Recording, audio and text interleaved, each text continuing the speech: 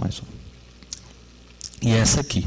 Olha aqui que coisa impressionante. Quando uma pessoa tem o fator 5 Leiden e toma contraceptivo oral, anticoncepcional, ela tem um risco relativo de 1% de trombose, quando ela não tem o fator 5. Mas se essa pessoa tem o fator 5 Leiden e toma contraceptivo oral, ela tem 30% de chance de desenvolver uma trombose. E o anticoncepcional é um remédio amplamente utilizado por quase todas as mulheres. Né? Tá aqui. Um outro fator seriam os anticorpos antifosfolípidos. Eles aumentam o risco em 10 vezes. Eles são comuns no lúpus eritematoso sistêmico na artrite reumatoide, em 30% dos casos. A maioria das vezes acontecem de uma forma isolada e nós desconfiamos da sua presença com aquela história de aborto repetido, aquela repetição de aborto antes de 10 semanas ou do feto natimorto. Para nós é um grande indício, essa trombose placentária, da gente ter a presença do anticorpo antifosfolípido. Os fatores adquiridos para a TEV já são amplamente conhecidos. A trombose prévia, quem tem trombose tem um risco maior de ter uma nova trombose, devido à estase, né? Muitas vezes que permanece no local. A imobilização, a cirurgia ortopédica, que é a campeã, a malignidade, a presença de neoplasia, o uso tanto faz de contraceptivo oral ou terapia de reposição hormonal.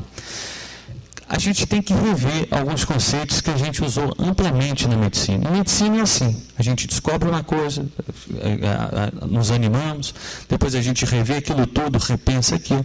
Quais são os benefícios reais de uma terapia de reposição hormonal? Coronariano, não mais. Câncer de colo, não mais. Câncer de mama, aumenta a incidência. Osteoporose, você tem medicamentos hoje que protegem contra a osteoporose. Sobrou o quê? O fogacho. Esse realmente é só com hormônio. Mas a gente tem pesado isso na indicação, principalmente quando a mulher está mais velha, a maioria das vezes mais obesa, e depois vai tomar o hormônio, que a gente tem que pesar o risco-benefício dessa reposição hormonal. A síndrome antifosfolípida adquirida, as doenças mieloproliferativas, que são, por exemplo, a mielofibrose, a leucemia mieloide crônica, a trombocitose essencial, que é a maior desse grupo, hemoglobinura paroxística noturna, a idade, que vai aumentar o nosso risco progressivamente, a obesidade, a insuficiência cardíaca e a fibrilação atrial. A idade aumenta o risco 100 vezes maior, porque à medida que a gente vai envelhecendo, você tem menos mobilidade, menor tônus muscular e o aumento das comorbidades. Essa hiperhomocisteínemia aqui já está totalmente interrogada. A gente sabe que níveis acima de 18, você tem um risco 2 vezes maior. Ela cursa com deficiência de folato, B6 ou B12. Eu coloquei isso porque a gente não deve se tranquilizar simplesmente abaixando o nível de homocisteína, como eu falei. Tá? Inclusive, para que abaixar o nível de homocisteína?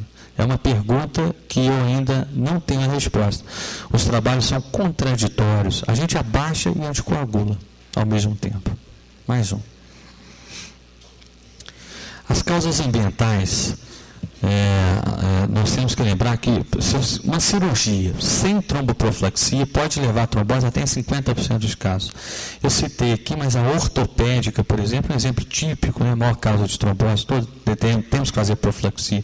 A cirurgia abdominal, ginecológica, prostatectomia radical, cirurgias grandes, e sabendo que um trauma maior pode levar, inclusive, até 60% de trombose. Quanto mais você corta, costura, o trauma no vaso, ele é, por si só, trombogênico. A imobilização, que são as paralisias, que são os indivíduos, né, que estão em cadeira de rodas ou acamados.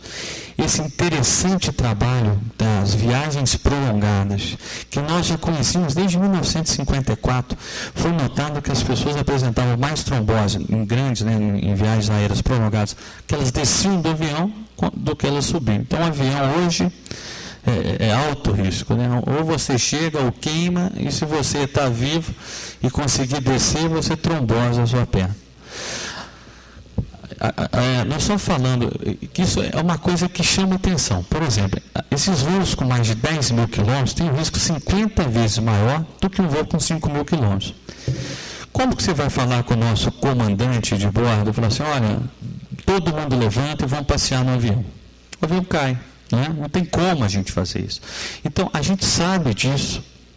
E o que a gente tem feito? Para o indivíduo realmente trombofílico, que já teve trombose prévia, a gente lembra que nesses voos prolongados, eu tenho feito profilaxia com heparina para indivíduo trombofílico com evidência de trombose prévia.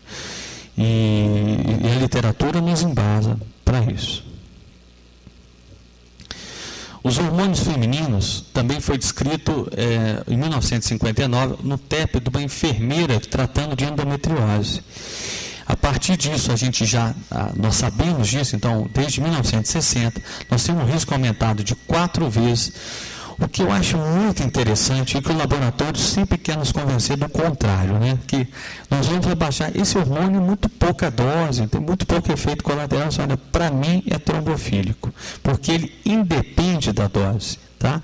Ainda quando a gente usa progesterona, a gente tem um risco ainda 2 vezes maior. Tá? A terapia de reposição hormonal, de 2 a 4 vezes maior. Então, não há diferença entre esses anticoncepcionais modernos ou não. Quando a gente suspende de uma maneira definitiva.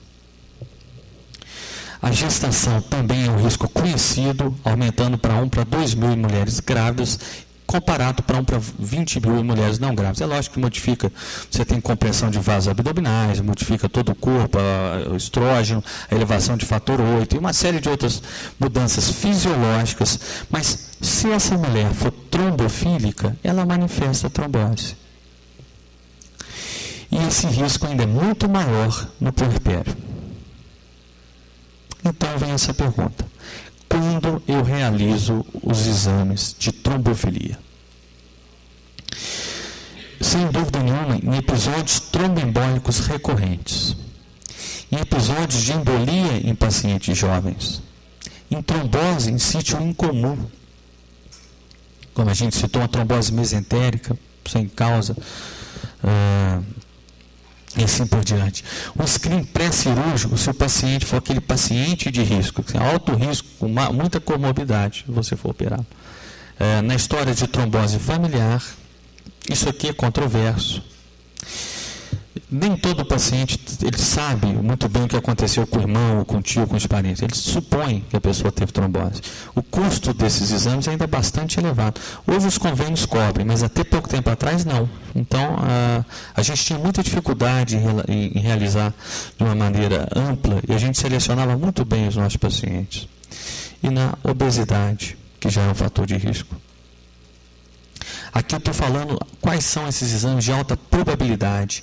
Seria um anticorpo, pediria um anticorpo antilúpico, anticardiolipina, a contagem plaquetária, o perfil de lípides. Isso também vale um adendo. O fato de uma pessoa ter um LDL maior do que 140, por si só, já é maior que todos os casos de trombofilia. Então, não esquecer do óbvio, que muitas vezes a gente deixa para lá, e ele é a maior causa desses fatores. Os testes para hemoglobinúria paroxística noturna em pacientes selecionados. Hemoglobinúria é uma doença que tem uma anemia hemolítica, microangiopática, combis negativo e, naturalmente, com dor abdominal. Então, não é todo mundo, né? A resistência à proteína C ativada através do teste funcional e da pesquisa do fator 5 Leiden. A homocisteinemia, eu continuo pesquisando, porque a gente não tem uma resposta definitiva, mas parece que ela é hoje uma consequência e não uma causa. Parece. Essa mutação do tetraidrofolato redutase são pacientes que têm altos níveis de hiperhomocisteinemia na ausência de uma anemia megaloblástica. A mutação do gene da protrombina, G20-210A. É possível ainda a gente pedir os testes funcional para a trombina, o teste para funcional da proteína C e proteína S e o teste imunológico da proteína C, S total e livre. Hoje, quando você pede o teste da proteína